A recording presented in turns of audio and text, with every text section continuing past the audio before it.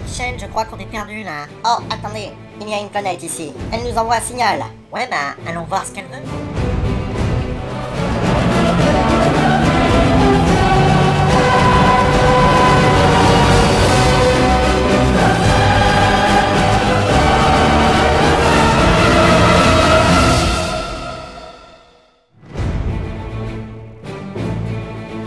Les cinéastes d'aujourd'hui n'ont plus d'esprit créatif, c'est évident. Et ça, chers abonnés, vous le savez très bien. Ces dernières années, Hollywood a eu l'outrecuidance de refaire des remakes de La Planète des Singes. Les puristes de ma génération ne pourront hurler d'indignation à l'évocation du remake de Tim Burton en 2001, et ils éviteront de s'appesantir sur La Planète des Singes de Rupert Wyatt en 2011, ou sur celui de 2014, que je n'ai pas encore vu d'ailleurs, haha, je sens que ça va pas me plaire. La Planète des Singes est avant tout l'une des plus grandes sagas de SF. Des origines, le roman de Pierre Boulle, au remake de ces dernières années, faisant l'historique d'une série cinéma devenue culte. Égaré dans l'espace-temps, un engin spatial américain de 1968 s'écrase en 3978 sur une planète inconnue. Les astronautes Taylor, Landon et Dodge découvrent que les âmes primitives de cette planète mystérieuse sont placées sous le joug de singes très évolués. Faire un film de science-fiction à l'époque était une chose risquée. Tout le monde considérait la SF comme has-been. Contre toute attente, ce film toucha un large public sans entacher la réputation de son réalisateur. Tourné avec un budget de 6 millions de dollars, le réalisateur a dû redoubler de génie pour créer un monde rétro-futur, acceptable aux yeux des spectateurs. Tourné en plein soleil dans le désert d'Arizona, les acteurs n'ont pas connu de véritable repos, surtout les interprètes singes qui devaient tenter de conserver leur maquillage sophistiqué sur la tronche durant plus de 6 heures par jour.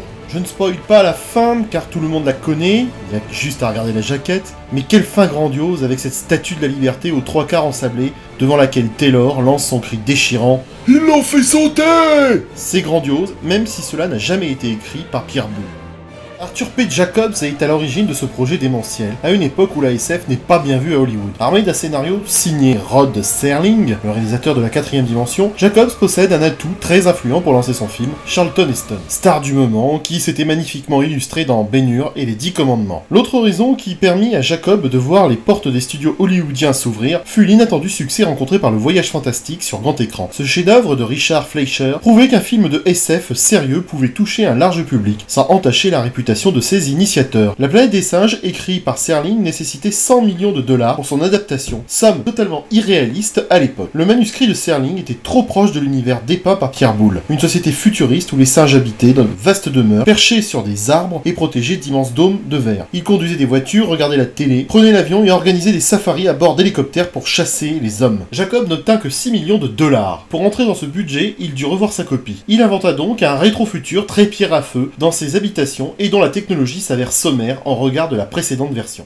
L'astronaute Brent est envoyé au secours de Taylor, mais il s'écrase à son tour sur la planète des singes. Pas de chance quand même. Cherchant à retrouver son compagnon avec l'aide de Nova, il suit sa trace jusque dans la zone interdite, où il découvre une société de mutants humains télépathes. Quoi? Des télépathes? Mais qu'est-ce que c'est que ce bordel? Contre toute attente, La Planète des Singes fut un immense succès qui rapporta 22 millions de dollars. Bien que pas très chaud pour une suite, le réalisateur est poussé par la 20th Century Fox pour tourner une prolongation. Charlton Heston ne veut pas jouer dans cette suite, mais accepte une petite apparition pour faire plaisir à ses potes. Le film embraye sur la zone interdite peuplée de mutants adorateurs de la bombe atomique que redoutent les singes. Le film se clôt avec un nouvel holocauste atomique et la saga aurait dû se terminer ainsi. Mais le film rapporte encore beaucoup plus de pognon et une suite est envisagée. Ça sera Les Évadés de la Planète des Singes. Cornelius et Zira sont parvenus à retourner vers le passé avant la destruction de la planète des singes. Ils débarquent au XXe siècle à Los Angeles. Ils y subissent les mêmes tourments que Taylor sur la planète des singes et découvrent petit à petit quels événements conduiront à la fin de la civilisation humaine et à la domination simienne. Le film connaît un tassement des entrées car il est plus minimaliste que les deux précédents opus. Toutefois, ceci n'empêche pas les producteurs de lancer un nouveau chantier de 2 films.